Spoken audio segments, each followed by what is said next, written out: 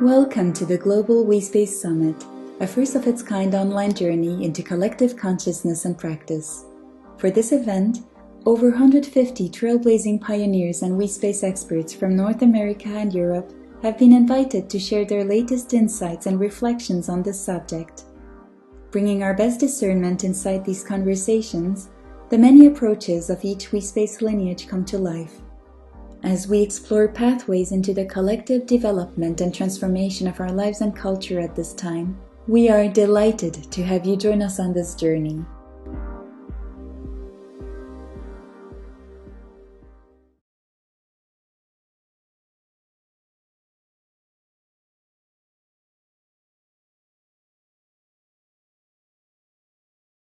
Hello, dear listeners. Welcome to the WeSpace Summit. This is your host, Anne Perret, and I have the very big joy and privilege today to welcome Dr. Nicola Medora, who is a leader, a therapist, a speaker, an author, a spiritual teacher. She has been supporting thousands of people internationally to live, lead, and relate with presence, connection, and heart in our world. For 3 decades, she has offered professional and transformational trainings, retreats, therapy, public talks, and consultancy for organizations, communities, groups, families, couples, and individuals. Nicola is known for her integrity with a fierce, tender love for all beings. As I've got to know a bit of Nicola's trajectory in life, it became really apparent that she has her very own unique way to have come to the WeSpace and to experiencing it. Perhaps you would like to share some words about that, Nicola. How did you come to experience the WeSpace? Well, thank you, and I'm so honored to be interviewed today by you. And I'm also honored to be on the WeSpace. I love that this has been created. I feel it's crucial in our time right now, and I'm very happy to contribute to it. When you asked me about how I came into, I mainly fell into it. I discovered it without having a book or a guide to tell me. It was actually way back when I was a teenager. I spent a lot of time in nature. And so I was sitting, in the woods along the river and was meditating deeply and listening. There's a lot of listening that I practiced. And I asked if nature would communicate to me. And so it happened more and more naturally that I experienced communication with the trees, then with the animals, then with the birds. All sorts of animals started coming to me. And I tapped into a universal language. Some of you may know that language and have experienced it. For me, it became like my lifeblood. I just spent enormous amount of time in that space, in that WeSpace. And I call it also the presence of the heart space. Because in that space, what I experienced over and over again is a natural communion, a natural relating that is inherent in all of life. That's like encoded in us. So the deeper I practiced it in nature, the closer I came to my own essence, to my own being. And in that moment, I also felt very curious. How would it be if I could relate like that with humans? And so I started discovering, I traveled the world and was also, with various kinds of tribes.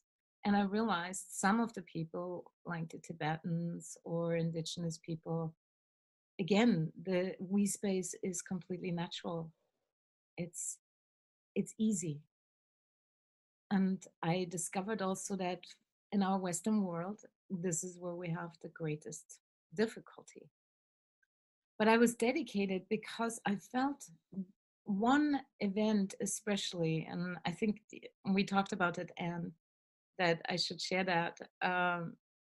I had so many amazing encounters with the wild animals from that connectedness.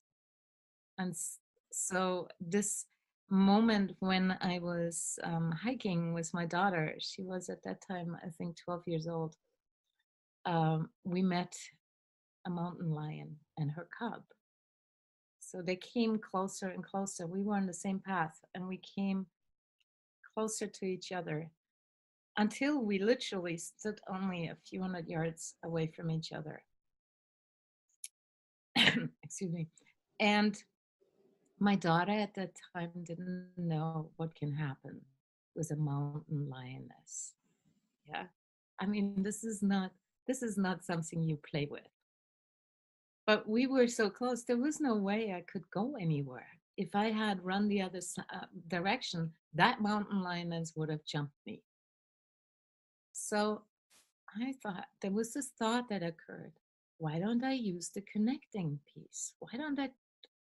There's nothing else I have available. That a mountain lioness with a cub is clearly very highly protective, and any human being will be probably, you know, hurt.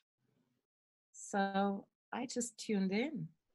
I tuned into my body, I tuned into the earth, and then I tuned into my heart, opened, expanded, and then connected with the mountain lioness. And in exactly that moment, she looked me in the eyes, relaxed, just stood there, and we gazed at each other.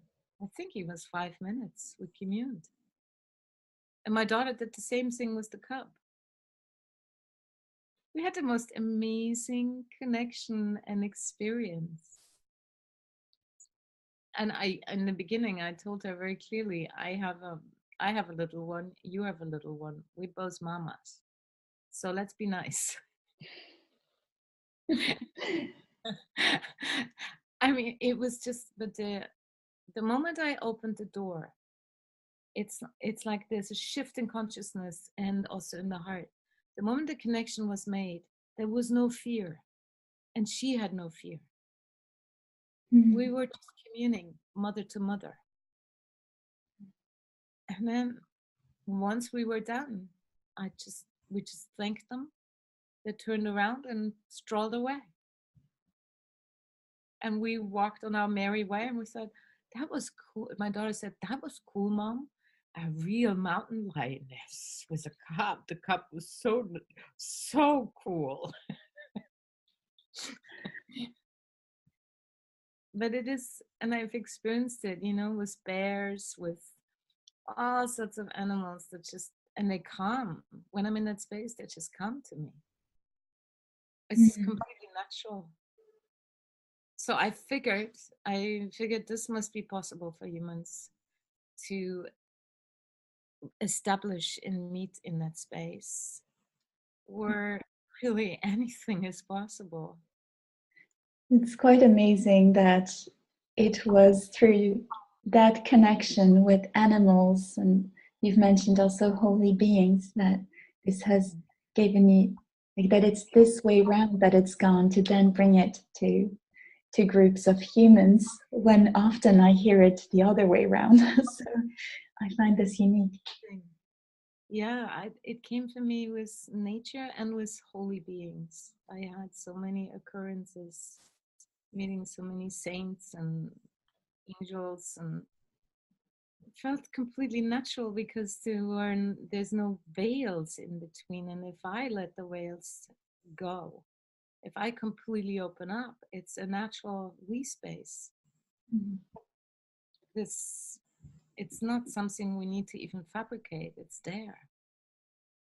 It feels like something to open up to, and that isn't necessarily a human consciousness.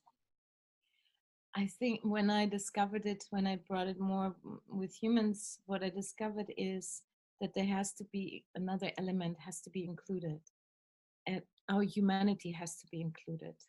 And our humanity, that's the amazing thing. Our humanity is actually the entrance into the holy space or the we space. Oh, so tell us more about that. And I mean, you've been a therapist for 30 years and you have developed such connection with fellow humans. So tell us about this. So I felt what I experienced is first I thought we have to go beyond being human, yeah, our personality in order to be in this pure presence space of love, and therefore in this connected we. Yeah, in this connected we, I mean like your uniqueness shines forth and mine, and we resonate in that same field and start creating from that. Yeah. And I always thought that we have to go beyond our humanness, but that didn't work because it created enormous amount of strain. And I see this happening a lot in the spiritual scene. Get beyond your humanness, and therefore we are in this, universal flow, as if our humanness is the handicap. Yeah.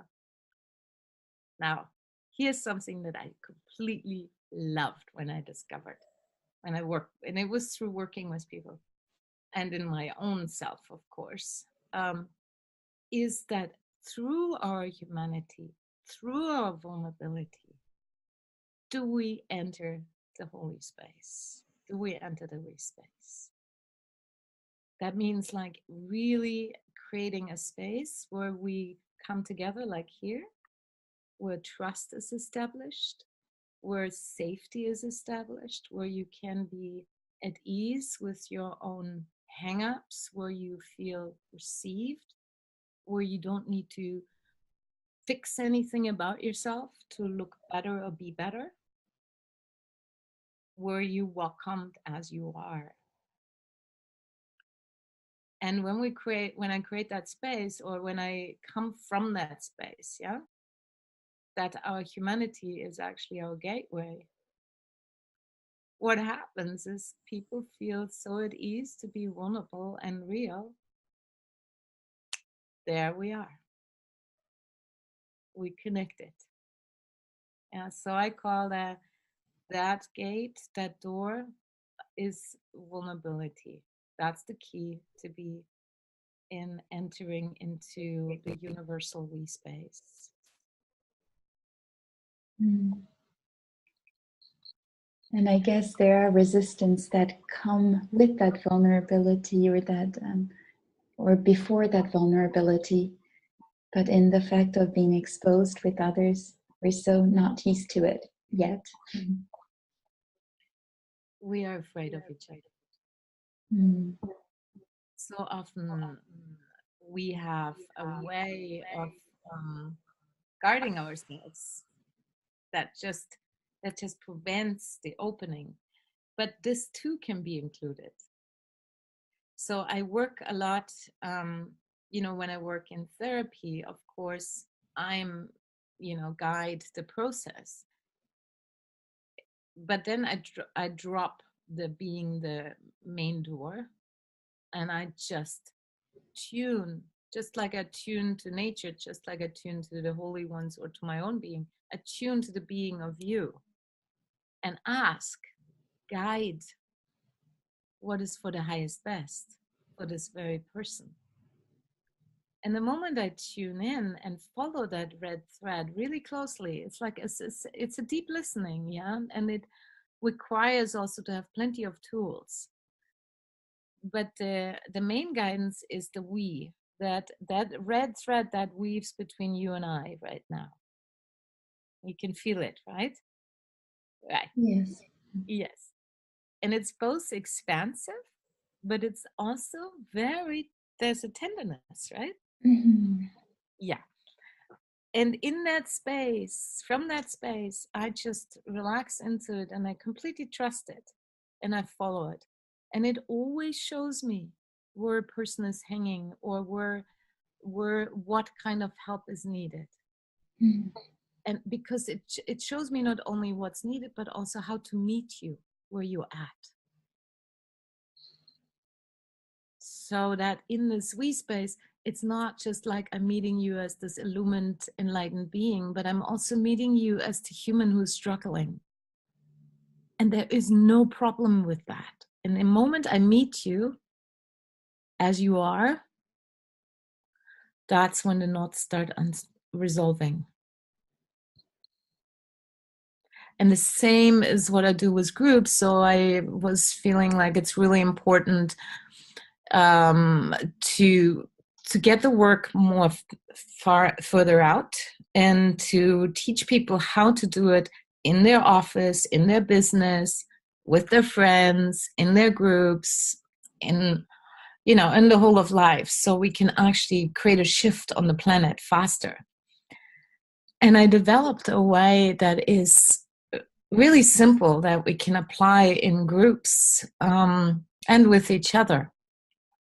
Because what I saw is, so when I taught, for example, spiritual retreats or trainings, I saw it was me teaching it, yeah, and they receiving it, and that's fine.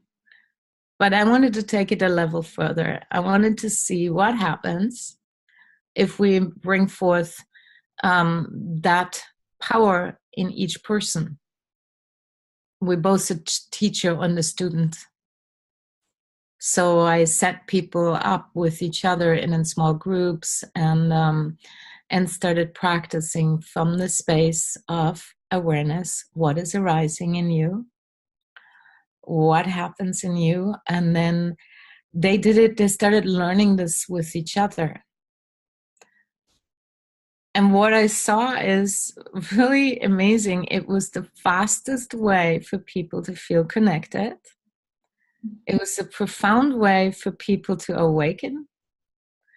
And it was a way of establishing connection that with each other, a deeper understanding of our humanity. And then it just was like so much creativity spilled forth. And so much love was accessed very easily. And in groups, with business people, it was very much about, finding through the we space, finding the collective brilliance, and then moving forward to put it into action. So there is this partner work happening in the group. And then how is it felt when the group shifts into that we consciousness?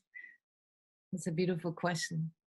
You probably have experienced it many times. That's why you take the job as an interviewer, right? Yeah, I mean, and it fascinates me. I'm truly fascinated by that tipping point when it all changes. Yeah, I can tell when it starts happening. It's people light up, people start relaxing. First, there's this resistance, like, don't come too close under my skin, right? And then what starts unfolding, the deeper it goes, it gets very intimate for a while, very quiet and intimate. And then I noticed, like, when it's like music, when I work like with 40 people in one room, all of a sudden it's like this crescendo that starts rising, and people talking, and there's aliveness and connectedness and joy. And I basically can leave the room at that point because people, they're rolling. Yeah, it's very beautiful. And that's where I felt is, besides of, the inner qualities of joy and aliveness waking up, but also people get brilliant ideas together suddenly. And they also, I use it also in a conscious leadership. I use it like, okay, so how can we bring this into action? Let's say into the world. Yeah. Because we are on the edge right now. So my work is very much about, like, yes, the inner awakening, the healing, the relating, the real conscious relating. And then how can we bring it in action into this world? How can we bring it into our relationships, our families, our wider world into environmental activism, social justice, all these fields. I mean, we're looking at a world that is on the edge right now. So we need that field. And there's a sense, if we get carried away with fear, there's a sense of urge, even of a big emergency. And I feel many of us are finding a way with a certain trust and peacefulness, and keeping an energy that can envision and bring into manifestation without getting cramped with fear. Yeah, it's beautiful. And I can feel that with you, and that you have a deep trust that you can move through the world with peace instead of fear. And you're right. As soon as we get cramped up, there's nothing is possible. But the moment I feel when we actually, and when you look at the world right now, and I'm looking outside my window in this moment, there's enormous smoke. We're having wildfires everywhere. The burning is really strong. And then in Texas, there's the floods. Things are happening on the planet. Of course, natural disasters have always happened, but we are in the edge of global warming. And I'm talking to the choir probably, that people know what's going on. So this is easy to get afraid, and then to curl into a ball and say, I don't want to be here, this is too scary, or I just disappear into some spiritual woo-woo cloud. But my approach is like exactly what you said, is connect with that peace, connect with each other in the we space, and then we find ways together, move together, so that we can actually create a shift, bring forth a shift that comes from an inner connectedness into outer action. Just like you can for example, I work with relationships, and people are stuck in their relationship, for example. They run into the same issue, and it goes like, and it's the same story over and over again, right? And they can't resolve it with the mental mind, or then they get emotional, or it hasn't worked. So this is where, coming from the we space, first connecting to the we space, I help them to just drop this whole thing, what their issue, let it just for a moment be on the table, let it be there, and then feel into what really connects us here in this moment.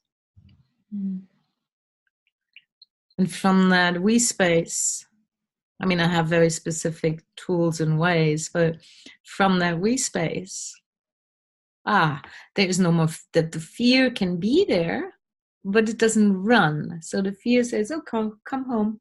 You get to be here. It's okay. But you're not going to you're not going to run the room and the relationship. And in that moment, when each person of this couple, for example, feels safe, there's this breath. And then the face starts relaxing.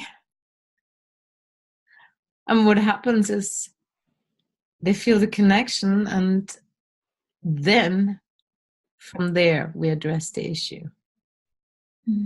Like from a place of surrender, deep surrender. It's a connection, the weakness. When we're connected, if I don't feel you, I'm not connected with you. If I don't feel myself, I'm not connected. I cannot be there's no we happening. Yeah, you were sharing with me that you feel that all the things happening in this world that need healing have to do with a broken connectedness, and that it requires just that, being connected again. I'm curious about your women's groups, because you also hold women's groups among plenty of other things. And I was having many pots on the stove. You're very prolific. And I was curious about what do you feel from a women's wee space? And perhaps also, what is a role for women to take in this world, or what qualities of the feminine need to emerge? Yeah, thank you for bringing that up.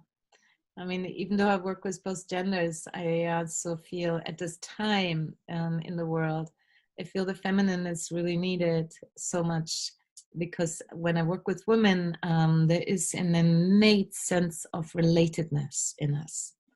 It's wired. Not that it isn't wired in men, but this is particularly wired with women because we give birth to babies. And we're wired to nurture. We're wired to connect. Yeah. So I feel, because of this, for me, it's like this profound connectedness when women can really take it as their power, that is their greatest power they have. They can shift the field, whether it's in their family, in their organization, or in the world on a larger scale as leaders. So it comes through our bellies. Yeah, it comes through our heart and it comes through our bellies. When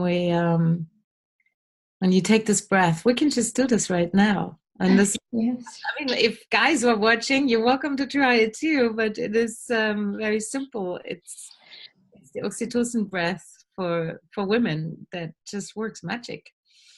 So you just breathe in through your nose, and then when you breathe out, you release a sound that is a pleasure sound, and it activates the oxytocin in the brain and connects us. So it goes like this. Ah.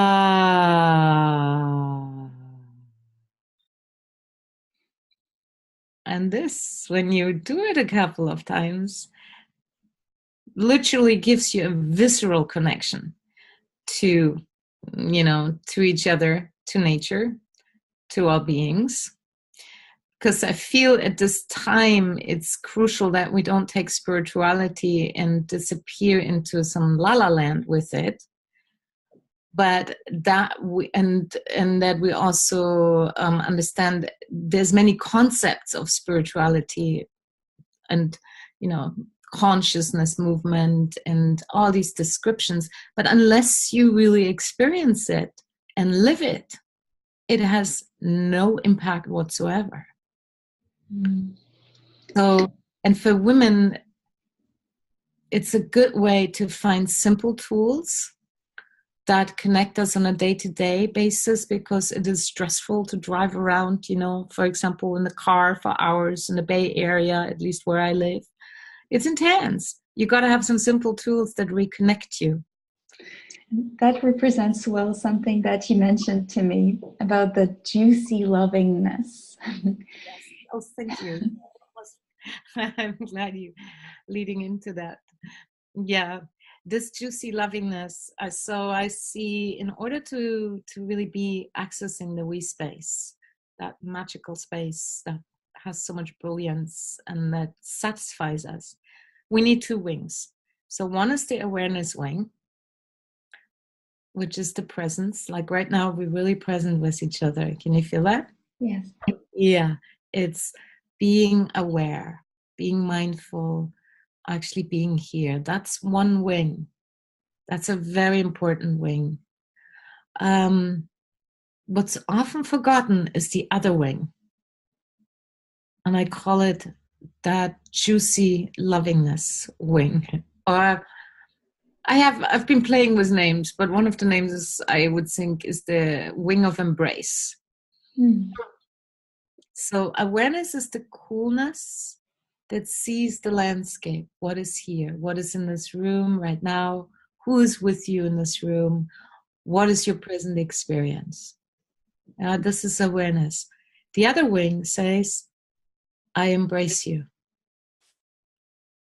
And you cannot embrace this world, each other, your own experience from the mind. You have to open the heart with that. And the belly. So it's like you, the more you're willing to drop the defenses to your heart, to your vulnerability, and to the power, the more you actually allow that natural lovingness, like you could say the mother wing or the feminine wing, to arise. And you can feel that when you love someone, or you can feel that when you cuddle your baby or an animal. It's very natural, that embrace, right? So this is the other wing we need, which brings warmth. I embrace you as you are. So this is... Yes. I embrace you whether you feel worthless, or you're happy, or you're sad, or you're angry. I embrace you. This is what the mother wing does, yeah? So the feminine, and this is actually naturally wired in us to be able to provide that. It's one wing is the presence, and the other wing is the loving, that the embrace. One without the other doesn't work. But you need both. This is sorry. So this is a practice that is alive in your groups that you bring into the We Space? Yes, very much. Yeah, very strongly. It's for some people it's easier to become present and to become aware. That's usually that's the road of mindfulness, and awareness and consciousness is very, very important. The lovingness, it seems it's interesting to me. In the West, it's much harder to access that wing of embrace. Mm. In other cultures, interesting is often that the wing of embrace is in place, but they don't have much awareness. So we are a little bit lopsided, quite a bit lopsided in our culture. A lot of people are suffering tremendously at this time, because their heart is dry. They're dried up. They don't feel the natural juiciness and connection. I've seen this in my groups. The moment people open up, and they can be the most advanced people or beginners, doesn't matter. Doesn't matter which age even. When that happens, when they're present, and that natural, lovingness, juiciness that's arising, oh, here's the connection. People are happy. It's really strange how it happens. Sometimes entering a group and feeling as if this is a random bunch of people, as if we had all been invited from the street to come together. And it almost feels like when coming with that dry heart, there's a sense of misplacement, or even an ugliness, like something that is not completely full and harmonious. And then when that juiciness starts happening, and a real circulation of the heart, there's a sense of familiarity. Mm-hmm. And it's as if it could not be any other way than these connections, exactly right here, right now, the way they are. Yes, and you can feel it with each other right now. Yes. Yes, I experience it right now with you. Yeah, so this is the space. And it's the same, when you speak about the dry heart and coming into this space and feeling almost like there's an ugliness and it's outside. Yeah. So this too gets to be embraced. Mm-hmm. When I was on sometimes I go on the subway, I want to meet all kinds of people. I love people, and I love all the colors and diversity. It always gets me curious, So, and then I start talking with all sorts of people. And I notice when I come from that openness, people do respond. It's not difficult to talk with somebody on a subway because people want it.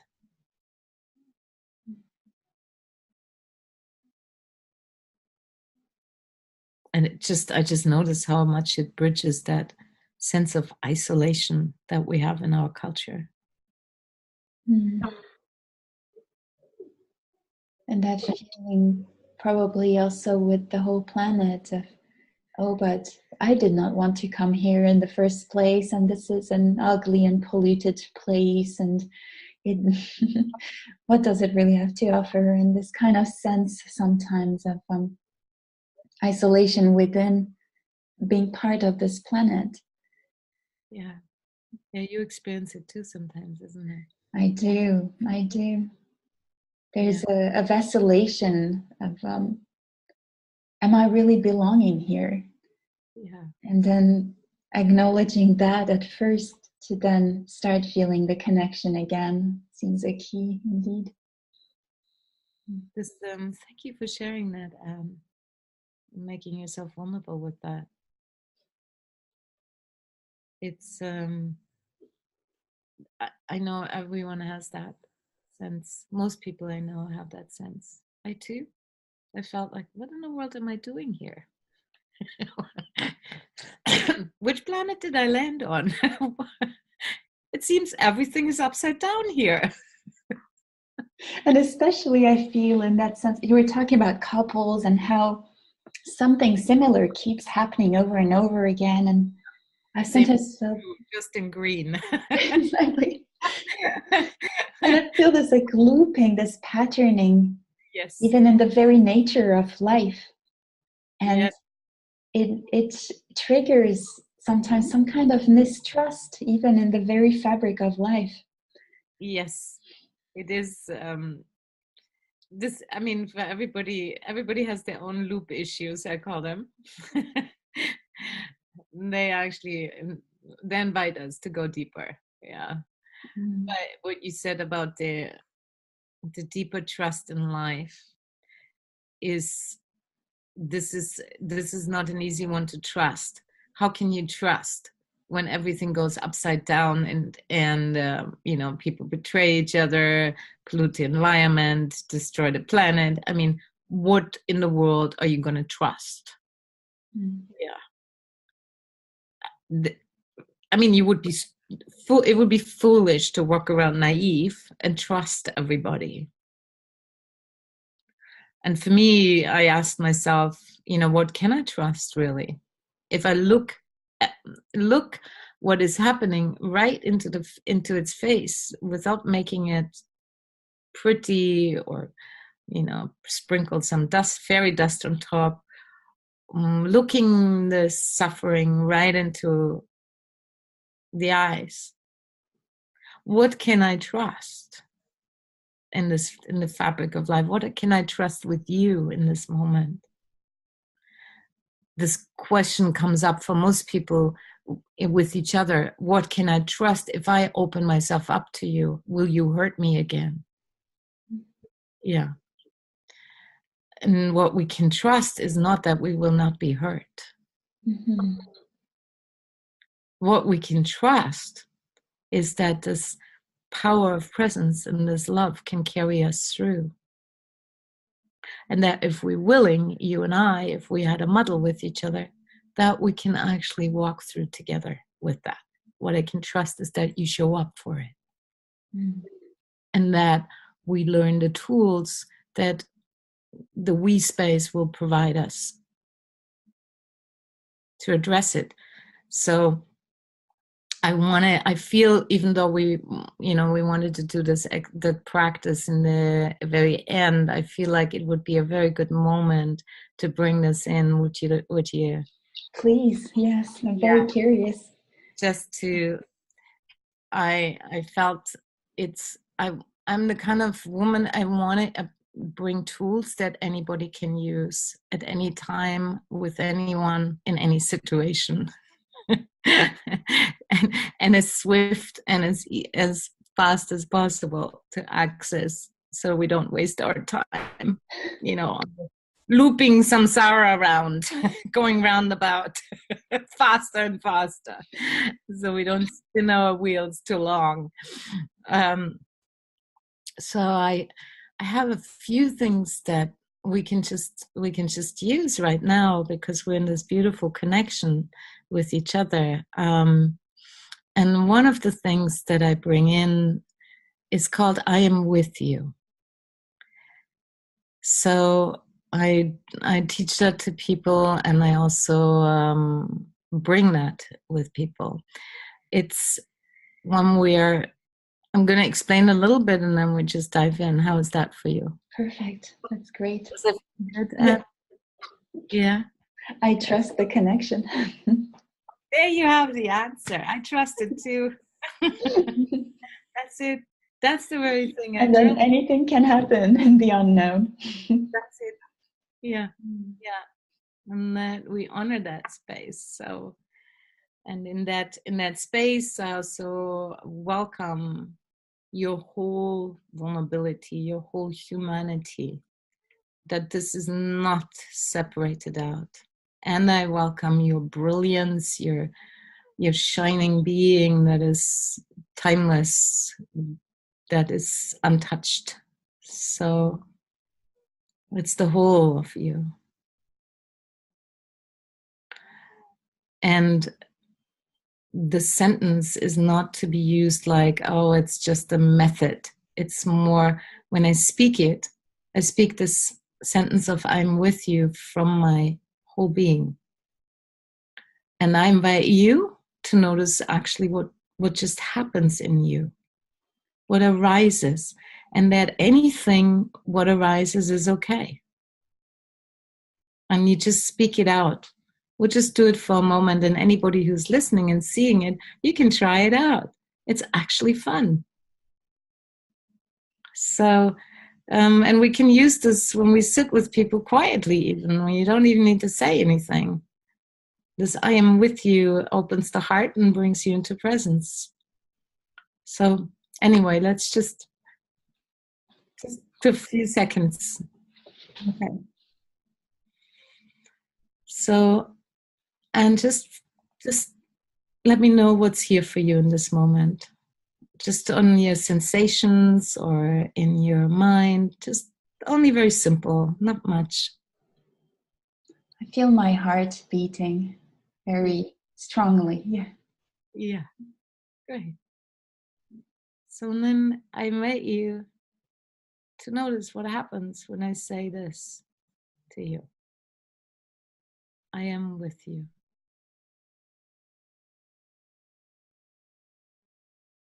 I feel a warmth behind my heart. Like a weight, a very gentle weight behind my heart. Yeah. So I'm going to say it again, and you just notice. I am with you. Now I'm very aware of my lower back and my sacrum. My attention is dropping down on the bench where I'm sitting. Yeah. I'm connecting with the wood, actually, of this bench now. Yeah. I am with you. I notice my face twitching. Something happened. And these muscles here.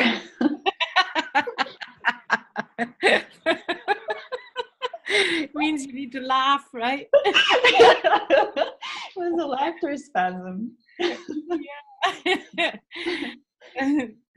I'll do it one more time, okay? And I'm speaking it from my whole body, so I can feel my whole body is aligned when I say to you, I am with you.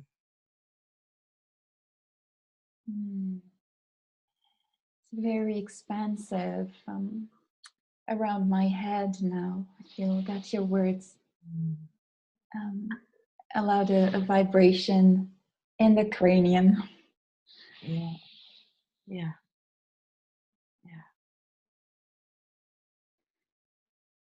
I feel very held in this practice. Yes. And definitely very warm. Yeah. And building trust. Yeah. That no matter what, I am with you. That's it. Yes, no matter what, I am with you.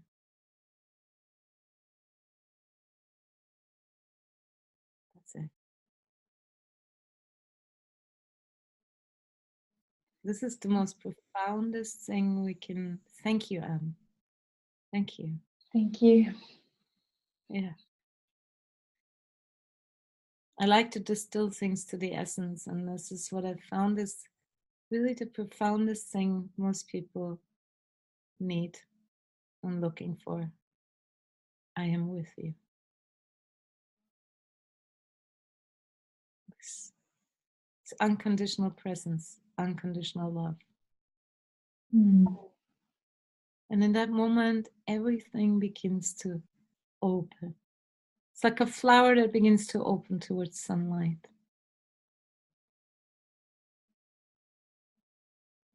It's confirming presence as we go. Yes. I'm not withdrawing anywhere. I'm not hiding. I'm not escaping. I'm anchoring this presence in our field together. Yes, that's it. And it gives you the emotional safety to open up.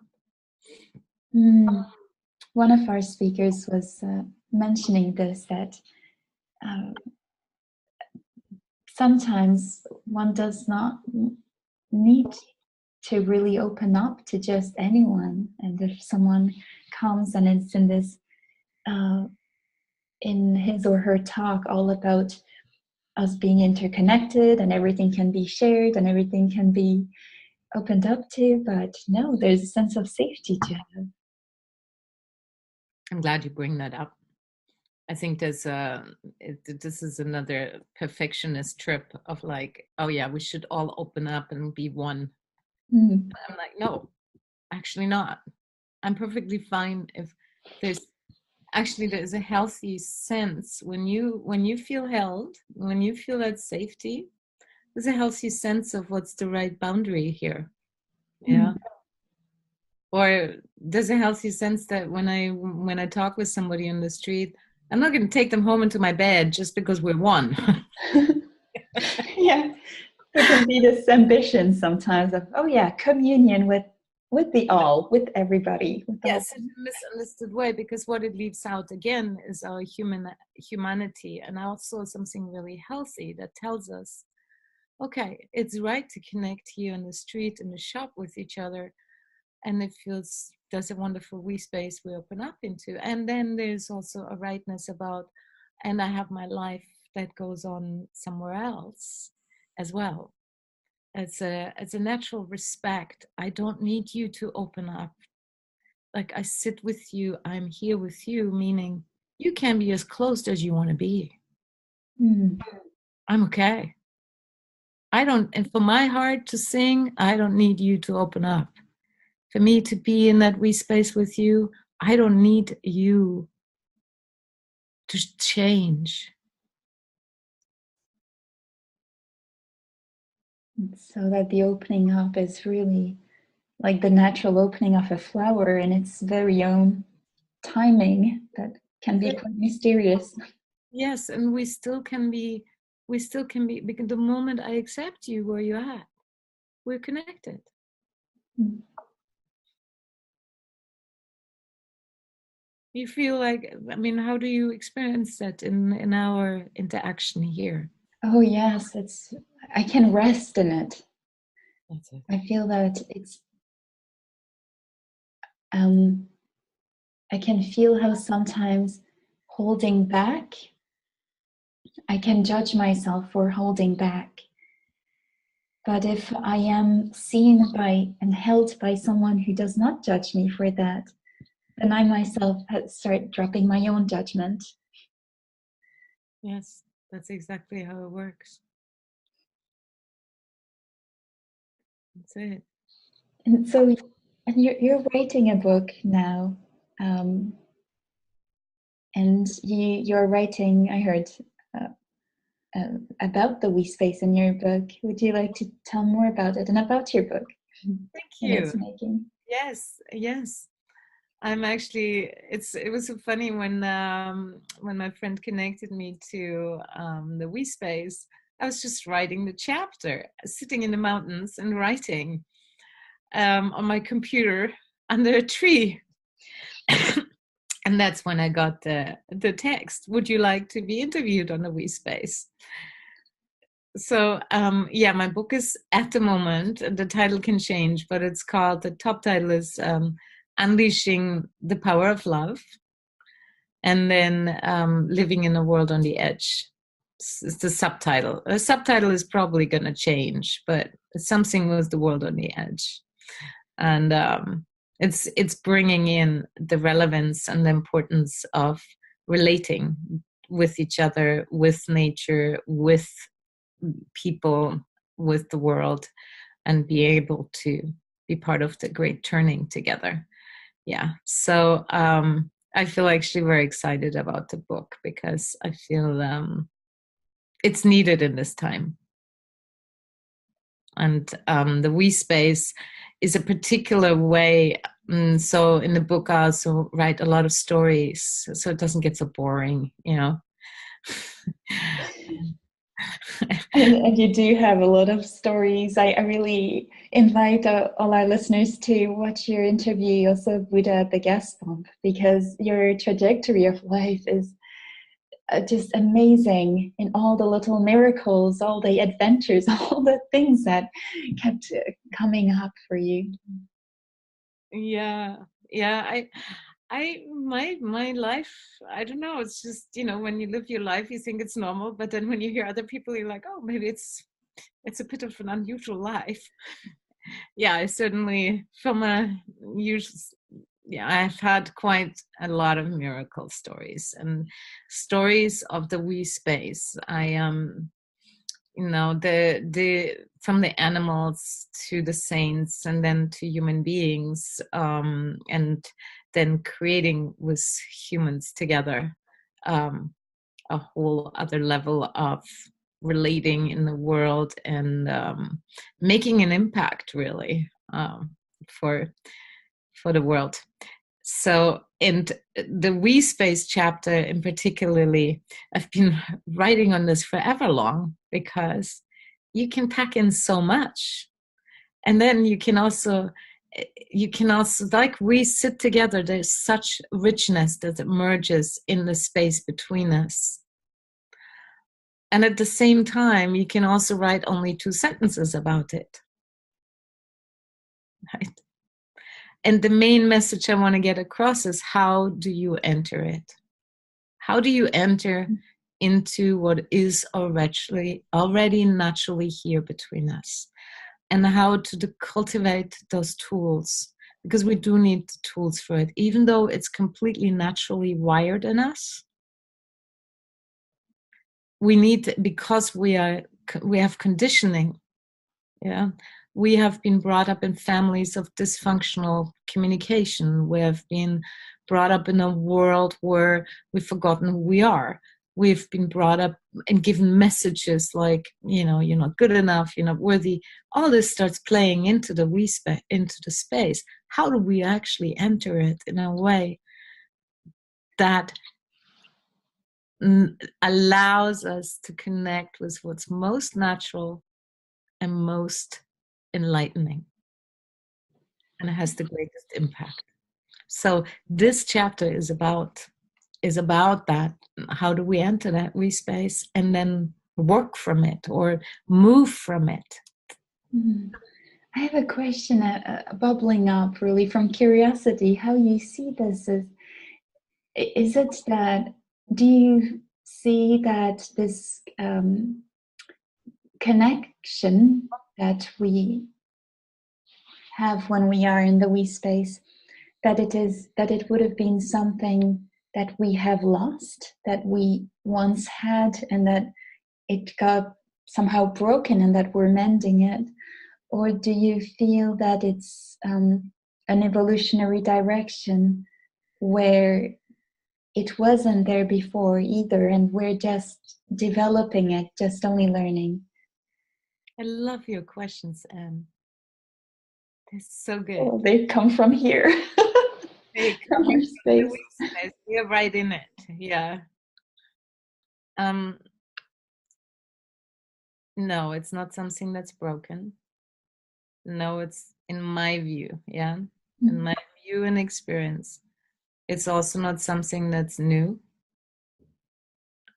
It's from in my personal experience and with the people I've worked with, it's naturally wired in everyone.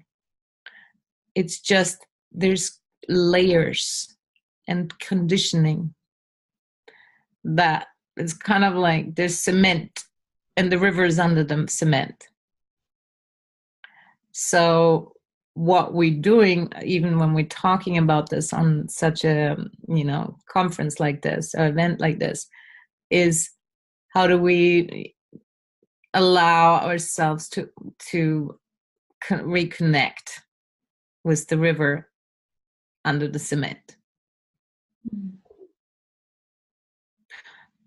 The cement is okay, it's just not very alive, is it? And it's not very satisfying to live in our relationships where we don't experience intimacy, where we circle around the same loop over and over again and engage in the same argument from we had it 5 years ago. Didn't we talk about that 5 years ago? Oh yeah, right, that same issue.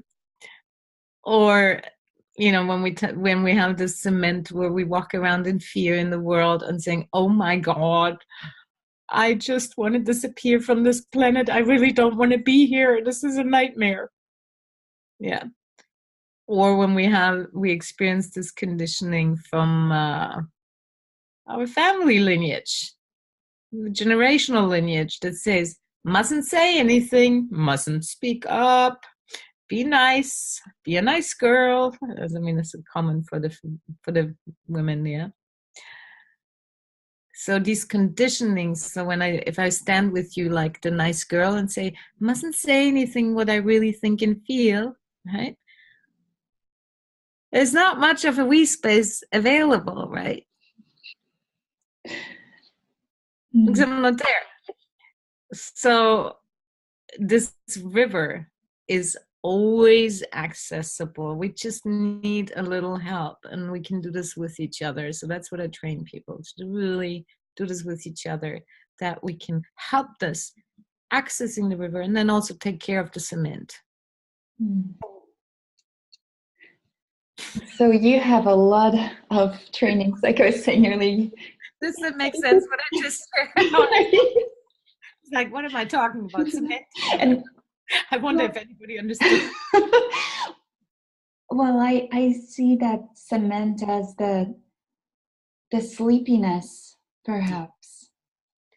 Yeah, and it's the ignorance and the forgetting and all that. Yes. Like a calcification and a rigidity that comes in our patterns. Yeah. We have a whole department store, each person full of our wonderful patterns, and we sometimes put our head right into it and stay stuck in there and not notice that there's actually another person in front of the door saying, hi, hello, somebody home. Yeah, it takes so much to burst the bubble, at least even a first membrane of it. It feels like the membranes never stop, that even when I think I'm connected, oh, there's another membrane that has been there that I didn't even see, and it keeps just opening. I've wondered sometimes, is there even real contact surface possible? Or is it always already here? It's always here. I think it's like the bird that is singing in this moment when I hear the bird singing out there. That bird was singing, but I didn't hear it. And with you, throughout our interview, it's gotten deeper, yeah? Mm-hmm. And I wonder how it is for the people who are listening to it. Yeah? What you all experience in this moment. And just sending out an invitation to everybody to just draw closer to your own experience and begin to notice what's surrounding you, what's here, what else is here than just me.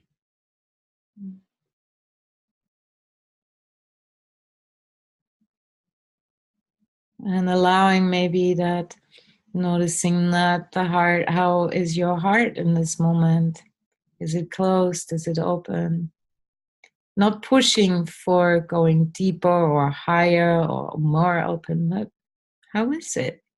Just to be curious. And then allowing this space to just be filled with breath. Just give it breath.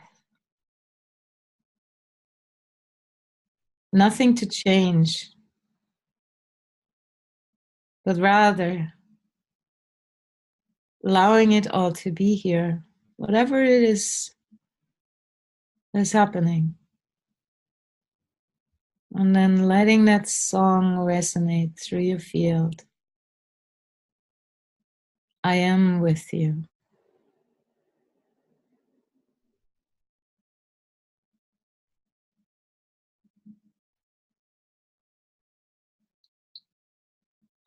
And you are with me.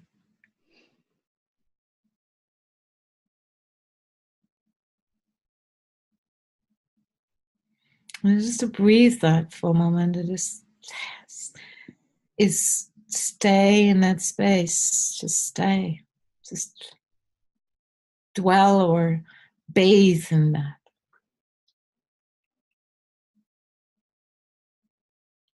There you go. Beautiful. Yeah. How wonderfully you lead us under the cement into the river. Thank you. It was unplanned. It just happened. That's very, very welcome. Yeah, I felt like always wanting to talk about things, but I rather have people really experience it. That's one of your big gifts, I feel, is the embodiment, really. And I like to invite our listeners to go on your website and check all the retreats, all the courses, everything that you offer. Would you like to say more about it? I have a retreat for women on Hawaii that's coming up. It's all about really steeping in the juiciness and also about relating. And then I have so many events and retreats, but the main thing is every single retreat or a training. I train a lot of the transformational leaders and teachers and healers. And then I do also spiritual retreats. All of them include the element of relating. And how do we, it's a huge piece of my teaching practice and dedication to help bring presence, connection, and love with each other in a real way, so that we can move from there together. And sometimes I work with a lot of people over Skype, with individuals and couples. And lately I've been taking to explore over Zoom, how can I work with a group, and I train people as a group and the power of connecting, so that people can bring it into their professions when they work with people. That is quite beautiful. So I give people just mainly skills and the experience that we can change the world through it. Beautiful. So that's all on your website. I think it's www. Nicola Amadora. It's your first name and your last name. Nicola .com. I believe there's a link on this page also. And there are podcasts, there's a newsletter. So please stay in touch with Nicola, because you are so inspiring. And it really, when I watched the interview that you had at Buddha at the gas pump, there were two words that came to me, and it was really like, oh, it's really refreshing. It was something like wise innocence. And I was wondering, why? What is that about? And I realized it's like a meeting of the very old or ancient, the knowing, the ancient wise, and the innocence that is like a ever young, ever new, always coming up in the present moment of what is directed to not harm, what is just in the direction of goodness. And I felt that emanating from you. And I feel that in all our exchanges. So thank you for your presence. Thank you for emanating all of that in your wise and innocent words. Oh, thank you, Anne. I just appreciated how open you have been present. You showed up and with as an interviewer and as a human being towards me, not really knowing me yet, and being willing to do this practice as well. And I really appreciate, the questions you asked. They were very brilliant. I love them. So I imagine our time is up. Is it? It's coming to an end. Yes. Is there anything you would like to add? If you feel there's something residual that you would like to say? It's more anybody who's, it's kind of a message that I want to pass on, that to truly start embodying, living it wherever you are, to connect. And it doesn't have to be perfect. We don't have to show up like the holy ones. They're not living in a body. But to connect with our humanity, because in that moment is like the division between black and white, the division between you and other.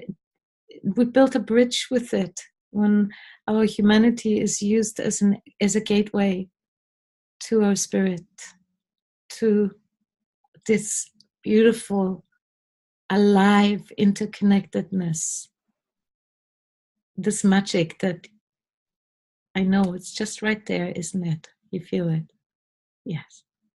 That when I stand on the mountaintop where I just came from, this magic where all the animals and the humans, every being is connected here in my heart with you. I am with you. We are with each other. And so every moment we have the chance, I encourage each person, you can't do, in my view, you can't do anything better than arrive present, come present, be here, even though it's some of the stuff here is tough. There is no question about it. But please come home, be present. And to see how much we can include in our heart. That we can include, different people with their differences. We can include the closed-heartedness too. Like that's the practice. That's the practice, and that's the gift. When, of course, when another person is open like you to engage in the we space, we can just roll and flow. When another person isn't open, I become the provider of the we space. I become the embodiment and invite you in. Whether you enter is up to you.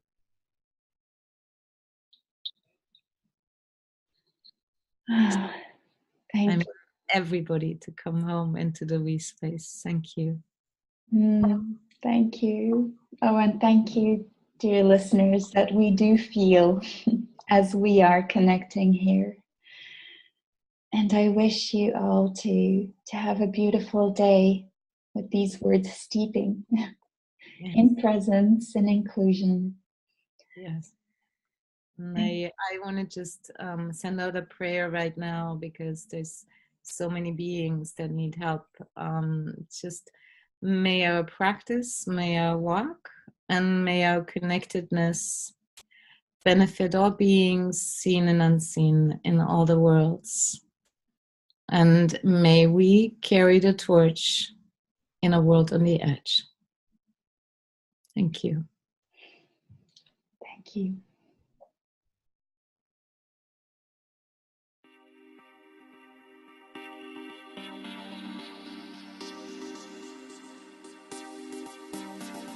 Thank you for joining us on this collective journey.